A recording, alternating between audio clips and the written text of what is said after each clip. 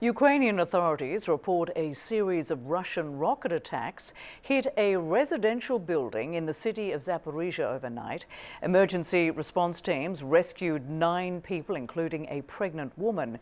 The attack killed at least 2 people, and rescue efforts are ongoing. Officials are raising concerns about the safety of the nearby nuclear power plant. The head of the International Atomic Energy Agency says the plant faces persistent security risks due to the war.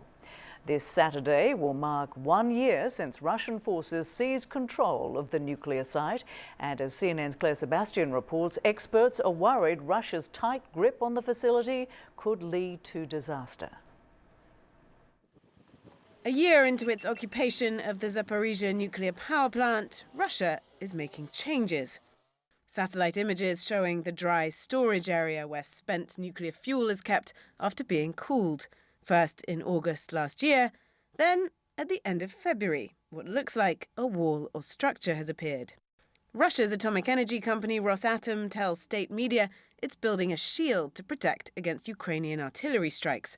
A local Russian-backed official posted this in December, calling it a protective dome. It's all illegal. Doing anything without license was a put and pack nuclear and radiation safety.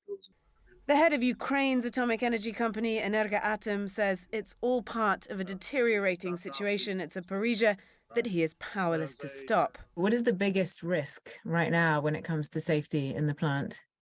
Biggest risk is that we do not know what is in their hands at the moment. And you can expect they can do anything. So they can continue shelling on the plant, for example.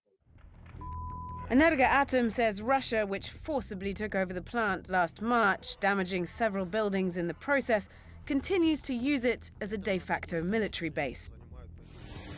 Video surfaced last summer of military trucks in one of the turbine buildings next to a reactor.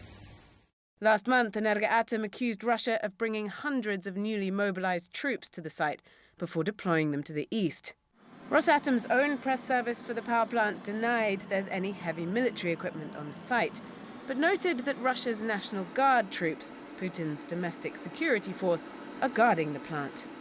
I'm very worried about Zaporizhia. I'm very worried.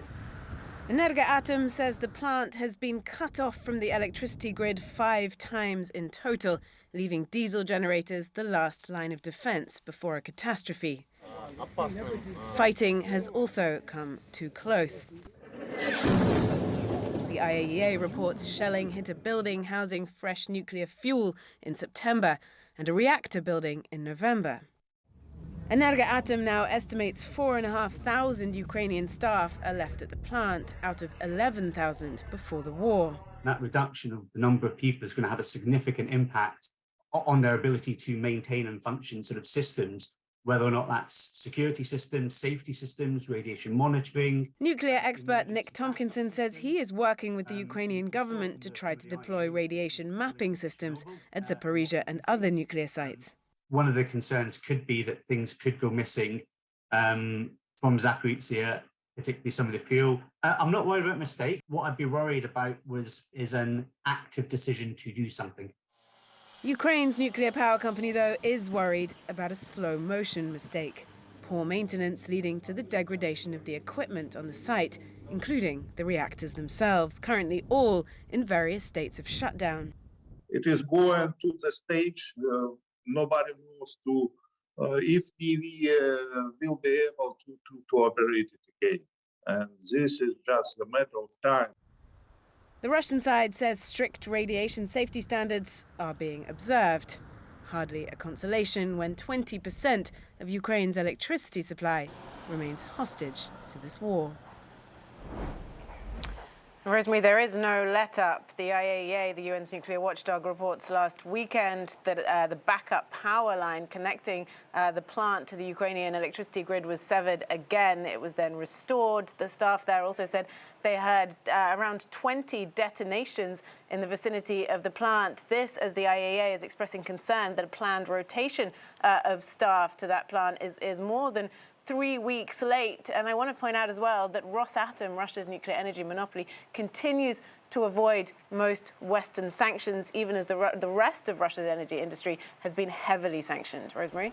Many thanks to Claire Sebastian for that report.